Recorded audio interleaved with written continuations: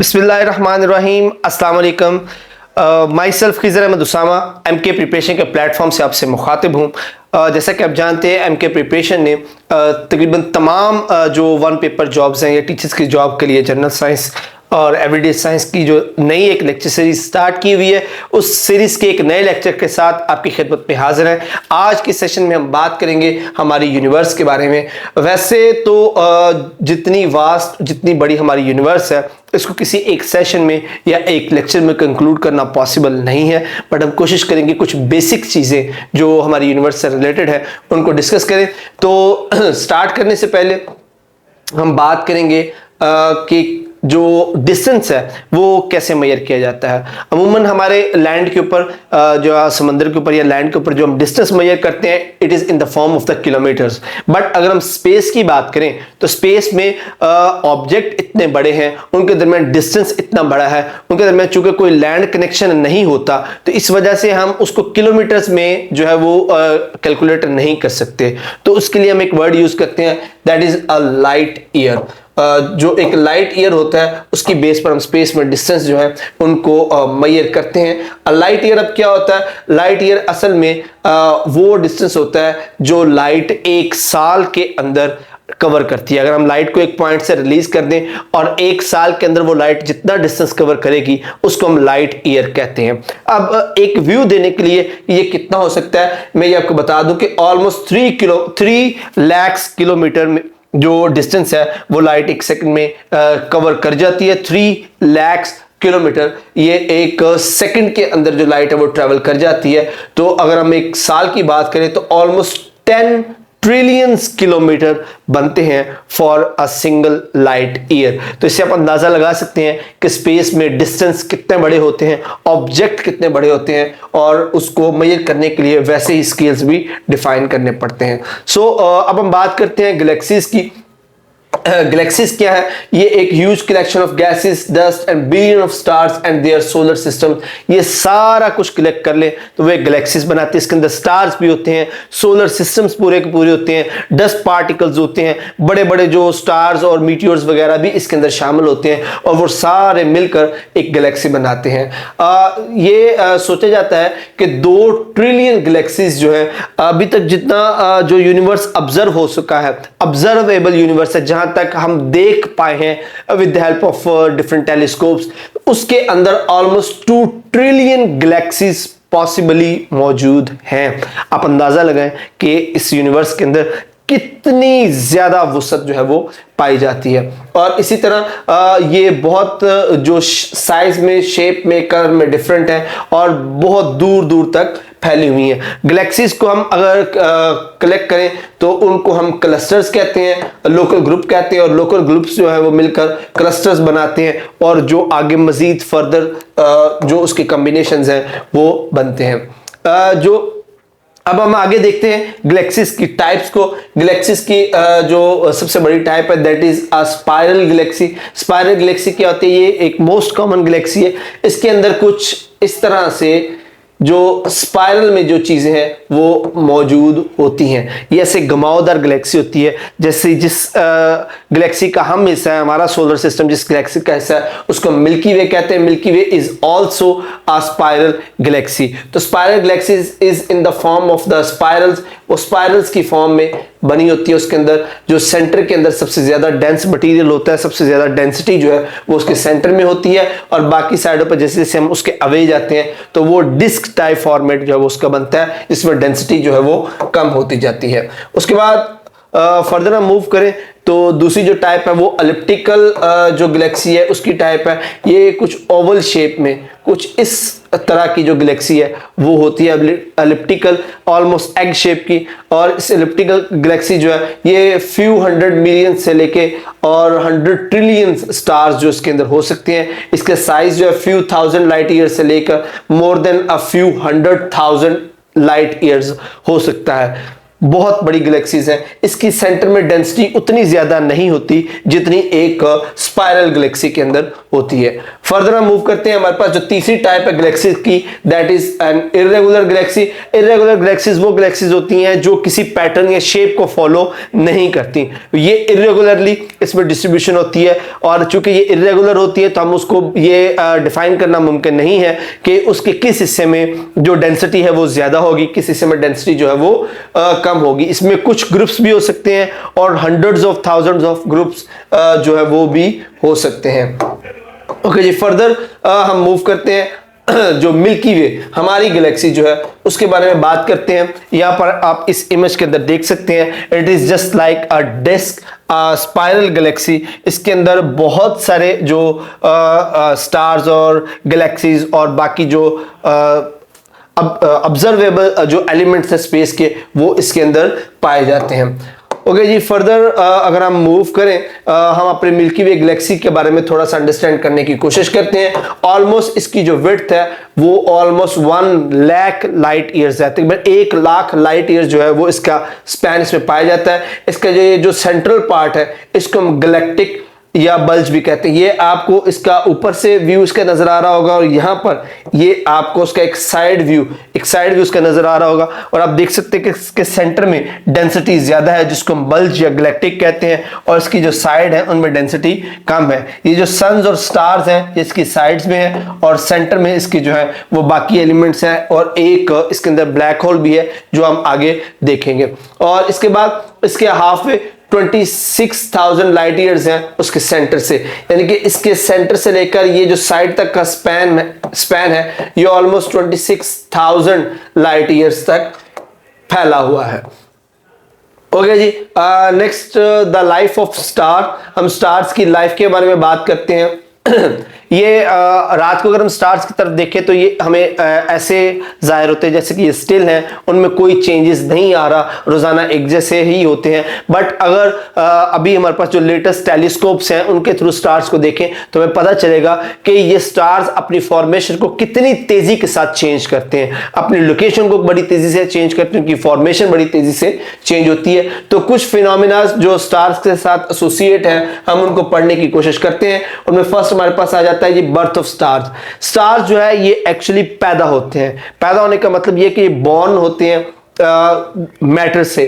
अब किस तरह से बॉर्न होते हैं आप जरा इसको समझने की कोशिश करें। जो गैसियस क्लाउड्स हैं जिसके अंदर डिफरेंट पार्टिकल्स या डस्ट पार्टिकल्स होते हैं, ये आपस में जब कोलाइड करते हैं, एक दूसरे के साथ टकराते हैं, तो ये आपस में अपनी ग्रेविटीज की वजह से कंबाइन होना शुरू हो जाते हैं, जिसकी वजह से इनकी डेंसिटी बढ़ जाती है।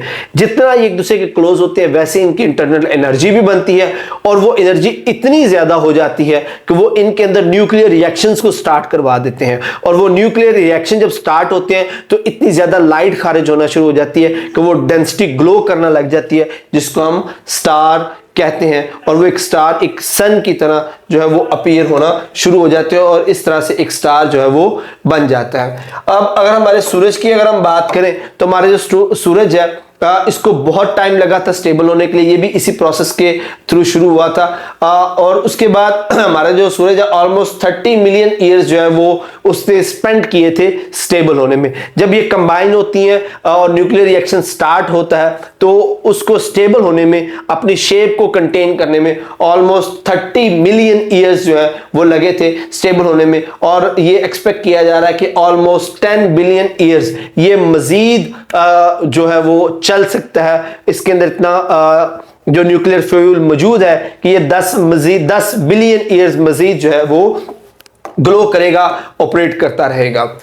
ओके, जिसके बाद हम बात करते हैं डेथ ऑफ स्टार्स की कि जब स्टार्स डेड होते हैं, उनका फ्यूल जब खत्म हो जाता है तब क्या होता है। तो डेथ ऑफ स्टार एक्चुअली तब होती है जब जो उसका फ्यूल है जिसकी वजह से वो जल रहा है, वो बर्न हो रहा है, उसके ऊपर न्यूक्लियर रिएक्शन हो रहे हैं। तो जब वो न्यूक्लियर फ्यूल उसका खत्म हो जाता है तो हम उसको डिक्लेयर करते हैं कि स्टार डेड हो चुका हुआ है। जब न्यूक्लियर रिएक्शन उसके आउटसाइड द कोर खत्म होने लगते हैं तो वो रेड जाइंट की शेप जो है वो इख्तियार कर लेता है, और जैसे जैसे ये फ्यूल खत्म होता जाता है उसकी अगली स्टेज में या वो व्हाइट ड्वार्फ बन जाता है, न्यूट्रॉन स्टार या ब्लैक होल, इन तीनों में से कोई एक चीज जो है वो बन जाता है। अब ये चीजें क्या है, इनको हम वन बाय वन देखते हैं। ये क्या चीजें हैं, सबसे पहले हम बात करते हैं फॉर्मेशन ऑफ व्हाइट ड्वार्फ की। ये व्हाइट ड्वार्फ क्या है? इनिशियल मास स्टार जो है वो लेस होती है या इक्वल होती है उसके अपने सोलर मास के। इनिशियली जब कोई भी स्टार डेड होना शुरू होता है तो उसका जो अपना मास है वो लेस और इक्वल होता है उसके सोलर मास से, और उसका जो साइज है वो रिड्यूस होकर ऑलमोस्ट साइज ऑफ अर्थ के इक्वल आ जाता है। उसके बाद उसका कलर चेंज होता है, व्हाइट टू येलो हो जाता है, और फिर उसके बाद रेड हो जाता है, और फिर जब बिल्कुल वो डेड हो जाता है तो उसका कलर जो है वो ब्लैक हो जाता है। हमारा जो सन है ऑलमोस्ट 4.5 बिलियन ईयर्स जो है वो पुराना है, और ये तकरीबन मजीद 5 बिलियन ईयर्स और चल जाएगा, उसके बाद ये भी व्हाइट ड्वार्फ में कन्वर्ट हो जाएगा। तो हम बेसिकली कह सकते हैं जब किसी भी स्टार का न्यूक्लियर फ्यूल एंड अप होता है तो उसको मरने का प्रोसेस जो है वो स्टार्ट हो जाता है। दूसरी जो इसकी पॉसिबिलिटी है that is a formation of a neutron star. Neutron star जो है ये 5 टाइम्स मोर सोलर मास रखता है देन इसकी सोलर मास है, यानी कि जो इसके सन का मास है ये उससे 5 टाइम ज्यादा जो है वो डेंस होता है, ज्यादा हैवी होता है। इसको समझने के लिए आप एक इंटरेस्टिंग फैक्ट ये है कि अगर आपका एक चम्मच, एक स्पून, अगर आपके पास न्यूट्रॉन स्टार का मटेरियल हो एक चम्मच जितना, वो एक चम्मच जितना मटेरियल जो है मिलियंस ऑफ टन्स का वेट रख सकता है, इतना डेंस होता है एक न्यूट्रॉन स्टार। अच्छा, उसके जो 10 मिलियन टन्स तक उसका वजन हो सकता है। ये न्यूट्रॉन स्टार का जो साइज है वो 10 से 20 किलोमीटर तक हो सकता है, और जो तकरीबन एक एवरेज सिटी के बराबर होता है, लेकिन इसकी डेंसिटी इतनी ज्यादा है कि अनइमेजिनेबल वेट जो है ये प्रोड्यूस करता है। A pulsar is highly magnetised rotating neutron star. एक पल्सर क्या होता है? ये एक रोटेटिंग न्यूट्रॉन स्टार होता है जो न्यूट्रॉन्स की या इलेक्ट्रोमैग्नेटिक रेडिएशंस की बीम को वक्फे वक्फे के साथ खारिज करता रहता है, जिसकी वजह से हम इसको एक पल्सर कहते हैं। ये जो रेडिएशंस हैं ये बड़ी इजीली ऑब्जर्व की जा सकती हैं इस बीम ऑफ एमिशन को जो अर्थ की तरफ पॉइंट करती हैं। ये बीम ऑफ एमिशन जब रिलीज होती हैं अर्थ की तरफ जाती हैं तो हम उसको अर्थ के ऊपर डिफरेंट टेलीस्कोप के जरिए मेजर कर सकते हैं, और इनका जो दरमियानी फासला है इन पल्सेस का वो मिली सेकेंड से लेकर कुछ सेकेंड तक हो सकता है।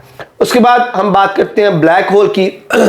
तो ब्लैक होल कैसे बनता है?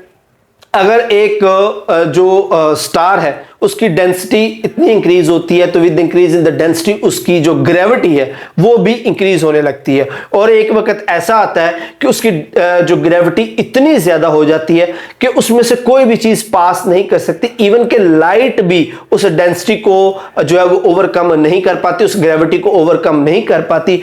इस सूरत हाल में उस स्टार को हम ब्लैक होल डिक्लेयर कर देते हैं, उसको हम ब्लैक होल डिक्लेयर कर देते हैं। हमारी गैलेक्सी के सेंटर में भी एक ब्लैक होल है जिसकी ये इमेज चंद साल पहले ही जो है वो नासा ने डिक्लेयर की थी, जिसको बनाने के लिए काफी सारा डाटा जो है प्रोसेस करना पड़ा था। इसकी डेंसिटी इतनी ज्यादा है कि इवन के लाइट के जो फोटॉन्स होते हैं वो भी इसकी डेंसिटी से बचकर नहीं निकल सकते, इसको हम ब्लैक होल कहते हैं। ओके जी, अब हमने डेथ के बारे में पढ़ लिया। अब हम देखते हैं कि जो हमारा सन है उसकी पैदाइश कैसे हुई थी, ये कैसे बना था। ऑलमोस्ट 4.5 बिलियन ईयर्स अगो जो लार्ज क्लाउड थे गैसेस के, जिसमें ज्यादातर हाइड्रोजन थी और कुछ डस्ट पार्टिकल थे, माइक्रोस्कोपिक रॉक्स थी, वो हमारी मिल्की वे के सेंटर में जो वो डेंस होना शुरू हुई, कंडेंस होना शुरू हुई। With in the clouds were hundreds of thousands of cloud lumps, gases and dust particle पाए जाते थे जो इर्द गिर्द के डिफरेंट स्टार्स की ग्रेविटी की वजह से एक दूसरे के साथ कोलैप्स हुए, कोलाइड हुए और एक दूसरे के साथ मर्ज होना शुरू हुए, और इतनी ज्यादा एनर्जी इंक्रीज हुई कि उन्होंने न्यूक्लियर रिएक्शंस जो है वो स्टार्ट कर दिए। अब उसकी कोर के ऊपर जो न्यूक्लियर रिएक्शन स्टार्ट हुए उसकी वजह से जो प्रेशर बन रहा था, जो एनर्जी या जो ग्रेविटी बन रही थी, वो उसकी इंटरनल एनर्जी के साथ बैलेंस हुई, और ऑलमोस्ट 100 बिलियन ईयर्स के बाद ये स्टेबल हुआ, और स्टेबल होने के बाद हमारा जो सूरज है वो आज इस हालत में नजर आ रहा है, इस हालत में प्रोड्यूस हुआ। ऑलमोस्ट 100 ईयर्स जो है उसने लिए सन ने पैदा होने के अंदर। और इस वक्त जो साइंटिस्ट डिक्लेयर करते हैं ऑलमोस्ट 10 बिलियन मोर ईयर्स जो है वो मजीद चल सकता है। अच्छा, यहाँ पे एक बड़ा इंटरेस्टिंग फिनोमेना है कि हम पास्ट में देख सकते हैं। असल में पास्ट में कैसे देख सकते हैं उसको समझने के लिए आप ये देखें कि एक स्टार जब यहां पर है, चूंकि स्टार्स हमारी जमीन से बहुत दूर है और वहां से लाइट को जमीन पे आने पे उससे ज्यादा टाइम लगता है। अब हमारे सूरज से भी, अब पहले अब सूरज को समझे कि हमारे सूरज से भी जो लाइट है वो जमीन तक पहुंचने में 20 मिनट लगते हैं, वो 20 मिनट लगते हैं। तो फर्ज करें ये हमारा अगर सूरज है, ये सूरज है, इससे कोई लाइट निकल कर ये हमारी जमीन है, जमीन तक आती है तो इसको आने में 8 मिनट लगते हैं। इसके मतलब ये है कि जब वो लाइट जमीन पर पहुंचेगी तो तब तक इसके 8 मिनट आगे जा चुके हुए हैं। तो मतलब ये कि हम उस लाइट के जरिए सूरज को 8 मिनट प्रीवियस शेप में देख रहे होते हैं, क्योंकि अगली जो उसकी शेप है वो तो 8 मिनट बाद आएगी। तो जब तक हम वो 8 मिनट तक उस शेप की लाइट यहां पहुंचेगी तब तक सूरज और प्रोसीड कर चुका होता है। सिमिलर इज द केस जो स्टार्स हमसे हजारों करोड़ों लाइट ईयर्स दूर है, जब उनसे लाइट जमीन तक पहुंचती है तो लिटरली हम उनको 4-5 साल पुराने वाली शेप पे देख रहे होते हैं, क्योंकि उस लाइट को जमीन पर आते हुए 4-5 साल लग चुके हुए हैं। तो हम जब भी किसी स्टार की तरफ देख रहे होते हैं तो ये याद रखा करें हम उसका पास्ट देख रहे हैं, इस वक्त वो इस शेप में या इस हालत में मौजूद नहीं है, क्योंकि वो डिस्टेंस इतना ज्यादा है कि लाइट को यहां आने में बहुत ज्यादा टाइम लगता है। अच्छा, हम बात करते हैं डेथ ऑफ द सन की। जैसे हम पहले भी बात कर चुके हैं कि जब किसी भी स्टार का जो न्यूक्लियर फ्यूल है वो खत्म हो जाता है तो वो उसकी डेथ का एक प्रोसेस स्टार्ट हो जाता है, उसका फ्यूल एंड अप होता है, वो रेड जाइंट बनता है, रेड जाइंट के बाद वो व्हाइट ड्वार्फ बनता है, उसके बाद वो ब्लैक शेप में जाकर खत्म हो जाता है। तो actually it all depends upon its fuel. Okay जी, अब हम देखते हैं कि जो स्पेस से इंफॉर्मेशंस हैं वो हम तक कैसे आती हैं। तो सबसे इंपॉर्टेंट जो इंस्ट्रूमेंट है स्पेस को ऑब्जर्व करने का, that is a telescope. Telescope क्या होती है? टेलीस्कोप असल में एक ऑप्टिकल इंस्ट्रूमेंट है जिसके अंदर काफी सारे लेंसेज और ग्लास लगे होते हैं। आप देखिए कि एक हमारे पास ये लेंस होता है, उसके बाद इसके अंदर भी और लेंसेज होते हैं, एक ऑप्टिकल पीस होता है।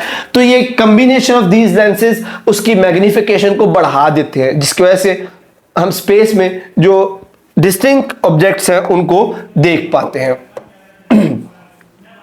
अब जो इस वक्त अब सिर्फ जो टेलीस्कोप्स हैं वो जमीन पर ही मौजूद नहीं है, हम उनको आसमान में भी भेजते हैं, स्पेस में भी भेजते हैं, ताकि वो हमारी जमीन के बाहर वाला जो एटमॉस्फेयर है उसको भी ऑब्जर्व कर सकें। एज वी नो कि हमारी जमीन के ऊपर जो एक एटमॉस्फेयर है, एक जो कवर है, उसके उस लेयर्स की वजह से जो सूरज से आने वाली अल्ट्रावायलेट रेज है या एक्सरेज है काफी सारी, वो फिल्टर आउट हो जाती हैं जो हम नहीं देख पाते जमीन के उस कवर की वजह से। तो कुछ ऐसे टेलीस्कोप्स भी हैं जिनको हमने स्पेस में लॉन्च किया हुआ है, तो वो स्पेस में जाकर जो आगे मजीद स्पेस को एक्सप्लोर करते हैं। One of the famous telescope is Hubble telescope, जो कि एक जो साइंटिस्ट है उनके नाम पर एस्टेब्लिश है, एडविन हबल्स को, जिसको 1919 में जो लॉन्च किया गया था स्पेस के अंदर। या इस पिक्चर में आप देख सकते हैं ये हमारे एटमॉस्फेयर के अंदर है, और with the passage of time इसके जो पुराने पार्ट्स हैं उनको चेंज किया जाता है, जिसकी वजह से इसकी लाइफ और एफिशिएंसी जो है वो बढ़ गई है। इस वक्त जो लेटेस्ट टेलीस्कोप हमने रिसेंटली भेजी है that is a James Webb space telescope, JWST इसको कहते हैं। ये इस वक्त की सबसे बड़ी टेलीस्कोप है जो आसमान के अंदर जो है वो फ्लोट कर रही है, और इसने आसमान स्पेस में जाकर बहुत से राजों से पर्दा उठाया। ऑलमोस्ट 1.5 मिलियन जो किलोमीटर्स है उसके फासले पर इसको भेजा गया, वहां पर ये जो बाकी जो हमारा एटमॉस्फेयर है उसको ऑब्जर्व कर रही है। उसके बाद जो तीसरी चीज है जिसके जरिए हम इंफॉर्मेशन ऑब्टेन करते हैं that is the space probe. Space probe असल में ऐसी स्पेस व्हीकल्स होते हैं जिनमें कोई एस्ट्रोनॉट शामिल नहीं होता, और इनको इस तरह से डिजाइन किया जाता है कि ये वापस जमीन पर आने के लिए डिजाइन नहीं होती, इनको सिर्फ आगे मूव करने के लिए बनाया जाता है। रिसेंटली एक स्पेस प्रॉब को भेजा गया है जो सूरज के करीब तरीन से गुजरी है, और उसने सूरज की बड़ी ज़बरदस्त तस्वीरें जो है वो भेजी हैं। तो स्पेस प्रोब्स को हम स्पेस में डिफरेंट डायरेक्शंस में भेजते हैं ताकि वो आगे को चलती जाती हैं और जो ज़मीन तक वो डाटा है उनको भेजते रहते हैं। अब तक साइंटिस्ट जो है बहुत सारी स्पेस प्रोब्स को आसमान के अंदर लॉन्च कर चुके हुए हैं। जो पहली स्पेस प्रोब थी उसको 1989 अक्टूबर 1989 में लॉन्च किया गया था, जिसको जुपिटर के करीब तकरीबन दिसंबर 1995 में वो पहुंची थी। और उसके बाद ग्लिलियस लाइफ के नाम से एक स्पेस प्रोब सितंबर 2003 में उसको भेजा गया था। उसके बाद काफ़ी सारी स्पेस प्रोब जो है वो अब तक स्पेस में डिफरेंट डायरेक्शंस में भेजी जा चुकी हैं, जो हमें स्पेस साइंटिस्ट को डिफरेंट जो डाटा है वो प्रोवाइड करती रहती हैं। पाकिस्तान की स्पेस एजेंसी जो स्पेस से रिलेटेड इंफॉर्मेशन को गैदर करती है, स्पेस से रिलेटेड जो रिसर्च करती है, उसका नेम है स्पार्को, SUPARCO। स्पार्को जो space and upper atmospheric research commission के नाम से जानी जाती है। So that's it for the session. अब कुछ प्रैक्टिस MCQs हैं, जरा उनको अटेम्प्ट करके हम अटेम्प्ट करने की कोशिश करते हैं। First question is the distance in space are measured in. तो स्पेस में जो डिस्टेंस मेजर किया जाता है उसको किस जो यूनिट में मेजर किया जाता है, that is a light year. Light years की फॉर्म में इसको मेजर किया जाता है। Milky Way galaxy is classified as, Milky Way galaxy जो है वो एक स्पाइरल गैलेक्सी है। और उसके बाद विद नो और very little star formation Galaxy is called elliptical Galaxy. Elliptical Galaxy के अंदर जो पार्टिकल्स हैं वो बहुत कम होते हैं। When the mass of a star is equal to our sun, it will turn into dwarf star. Why dwarf? जब एक सन का डेथ प्रोसेस या एक स्टार का जो डेथ प्रोसेस स्टार्ट होता है तो वो रेड जाइंट के बाद वाइट ड्वार्फ में कन्वर्ट हो जाता है, जिसमें उसका size almost equal to our sun हो जाता है। नेक्स्ट हमारे पास है during star formation the stars are prevented to collapse under gravity by. तो हम जब स्टार बनते हैं तो एक स्टार को दूसरे स्टार में कोलैप्स करने से कैसे बचाया जाता है, वो with the help of the other stars gravity, उनकी मदद से उनको बचाया जाता है। 6 is a pulsar is a type of, एक पल्सर जो है वो किसकी टाइप है, वो एक व्हाइट ड्वार्फ की टाइप, न्यूट्रॉन स्टार की टाइप है। न्यूट्रॉन स्टार की ही एक टाइप पल्सर कहलाती है जो with specific interval of time जो इलेक्ट्रोमैग्नेटिक बीम है उसको एमिट करती रहती है। To form a black hole the initial mass of the star in the solar mass should be half of the earth, जो तकरीबन अर्थ के साइज के बराबर हो जाता है। The total life of the sun from birth to death is 10 billion years. हमारा जो सन है अपने पैदा होने से लेकर अपनी डेथ तक का जो उसका टोटल लाइफ स्पैन है वो ऑलमोस्ट 10 बिलियन ईयर्स है। Next we have optical telescope make use of visible light. जो ऑप्टिकल टेलीस्कोप है वो विजिबल लाइट को यूज करती है एज अ लाइट सोर्स के। The unnamed object launched into space to study the celestial object that is a space probe. Space probes जो है वो unnamed होती हैं, उनका कोई नाम नहीं रखा जाता, इनको सिर्फ भेजा जाता है, वापसी के लिए नहीं भेजा जाता, ये सिर्फ आगे को मूव करती हैं और जो इंफॉर्मेशन है वो ज़मीन तक भेजती हैं। So that's it for the session. Hopefully ये सेशन आपके लिए काफ़ी बेनिफिशियल रहा होगा। मज़ीद किसी भी क्वेश्चन के लिए आप कमेंट सेक्शन में सवाल कर सकते हैं। नेक्स्ट सेशन तक के लिए अपना बहुत सारा ख्याल रखिएगा। अल्लाह हाफिज।